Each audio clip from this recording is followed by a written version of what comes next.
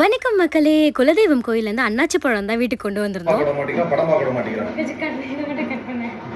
Okay, இதுக்கு மேலே அன்னாச்சி பழத்தை வச்சிருக்க முடியாது, அதை ஜூஸ் போட்டுடலாம் அப்படின்னு சொல்லிட்டு ஒரு வழி அதை போடவ ஆரம்பிச்சிட்டோம். அன்னாச்சி பழத்தில் ஏகப்பட்ட ஊட்டச்சத்து இருக்குது. ஸ்கின்னுக்கு ரொம்ப ரொம்ப நல்லது அண்ட் செரிமானத்துக்கு டைஜஷனுக்கெல்லாம் ரொம்ப ரொம்ப நல்லது.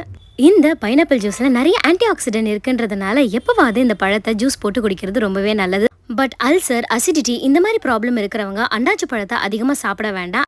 அதே மாதிரி நீங்கள் ப்ரெக்னெண்ட்டாக இருக்கீங்க, ப்ரெக்னென்சிக்கு பிளான் பண்ணுறீங்க அப்படின்னா கூட இந்த அன்னாச்சி பழத்தை நீங்கள் சாப்பிட்றத தவிர்த்துக்கலாம். இந்த அன்னாச்சி பழத்தில் நான் ஒரு ஒயின் தான் பண்ணலாம் அப்படின்னு பிளான் பண்ணேன். பட் பிஃபோர் தட் நம்ம ஜூஸாகவே போட்டு குடிச்சிடலாம் அப்படின்னு சொல்லிட்டு அதையே பண்ணிட்டேன்.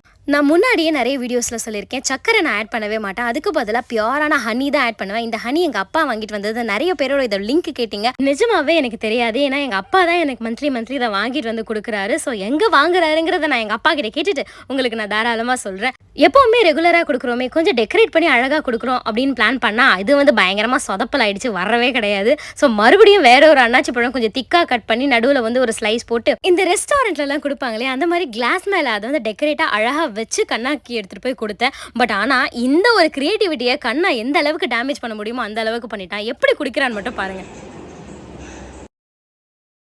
கொஞ்சம் ஜூஸை குடிச்சிக்கிறாராம், கொஞ்சமாக பைனாப்பிள் கடிச்சிக்கிறாராம். இந்த மாதிரி தான் சேட்டை பண்ணால் கொஞ்சம் பைனாப்பிள் வந்து பேலன்ஸ் இருந்தது. கார சாரமாக அதில் உப்பு மிளகாத்தூள் போட்டு அம்மாவுக்கும் பிரியாவுக்கும் எடுத்துகிட்டு வந்து கொடுத்துட்டேன். ஸோ அதே மாதிரி அவங்களுக்கு வந்து டிஃபனும் பண்ணியிருந்தேன். இட்லி, சாம்பார், கொண்டக்கடலை அண்ட் பச்சைப்பயிறு இது எல்லாத்தையுமே பண்ணி பேக் பண்ணி எங்கள் வலையோசை கடைக்கு எடுத்துகிட்டு வந்துட்டேன். அவ்வளோதான் மக்களே. Thank you so much.